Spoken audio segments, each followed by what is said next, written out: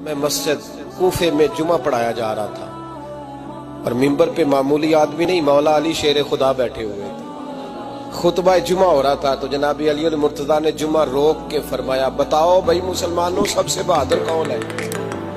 بتاؤ۔ لوگوں نے کہا حضور آپ ہی سب سے بہادر ہے، زمانہ جانتا ہے۔ تو جناب علی رو پڑے، فرمانے لگے نہیں، میں تمہیں بتاتا ہوں بہادر کون ہے، میں بتاتا ہوں کون ہے۔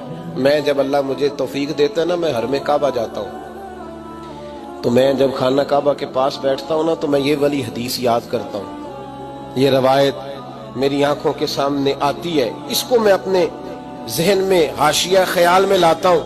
جناب علی المرتضیٰ فرمانے لگے میں بتاتا ہوں بہادر کون ہے۔ جناب کون ہے؟ فرمانے لگے ایک دن ایسا بھی آیا کہ مکے کے سارے سردار کٹھے ہو کے محبوب پاک پہ حملہ کرنے لگے، حضور کو گرا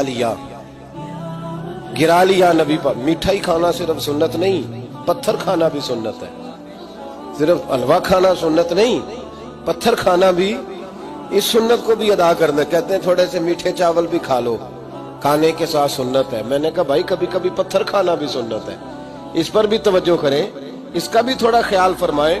کہتے ہیں حضرت علی کے کفار مکہ نے نبی پاک صلی اللہ علیہ وسلم کو گرا لیا اور معاذ اللہ تشدد کرنے لگے۔ فرماتے ہیں کوئی زور زور سے پکار رہا تھا، میرے کانوں میں آواز آئی جب میں گھر میں تھا، کوئی زور زور سے پکار رہا تھا، اور وہ کیا کہہ رہا تھا؟ کوئی ابو بکر کو خبر کرو، کوئی صدیق اکبر کو بتاؤ کہ قریش مکہ محبوب علیہ السلام کو تکلیف دے رہے ہیں، بتاؤ۔ حضرت علی کہتے ہیں جب تک میں باہر نکلا تو میں نے ابو بکر کو دوڑتے ہوئے دیکھا، صدیق اکبر کے پیروں میں جوتا کوئی نہیں، سر پہ ٹوپی کوئی نہیں، تینوں لب دیاں آپ گواچے، سانو اپنی خبر نہیں کوئی۔ کہتے ہیں بھاگتے جا رہے ہیں، اور پھر جب صدیق اکبر پہنچے تو میں دوڑا آ رہا تھا اور منظر دیکھ بھی رہا تھا کہ ابو بکر صدیق نے ایک کافر کو ادھر پھینکا، دوسرے کو ادھر پھینکا، تیسرے کو ادھر، اور ساتھ ساتھ فرماتے جا رہے ہیں ظالموں اسے مارتے ہو جو تمہیں جنت کا راستہ دکھاتا ہے، ظالموں ان پر تشدد کرتے ہو جو تمہیں جہنم سے بچاتے ہیں، جو تمہیں اللہ کا قرب دیتے ہیں، جو تمہیں دنیا کی آزمائشوں سے بچانے آئے۔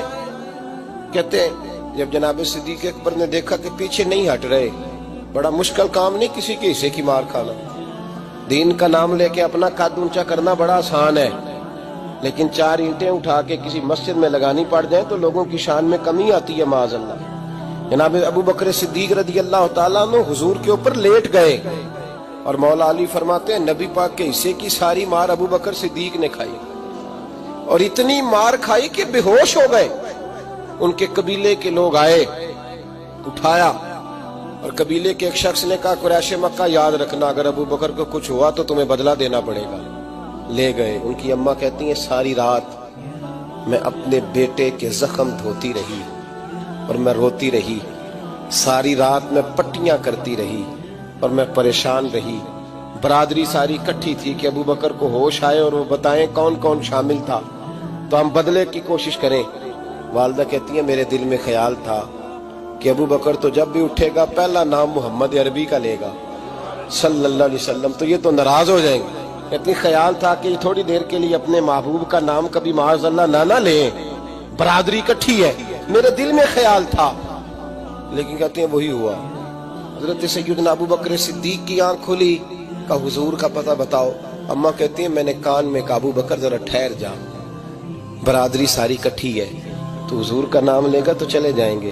تو کہتے ہیں ابو بکر اٹھ کے بیٹھ گئے، کہنے لگے جس نے بیٹھنا ہے بیٹھے، جس نے جانا ہے جائے، مجھے برادری کی ضرورت نہیں، مدینے والے محبوب کی ضرورت۔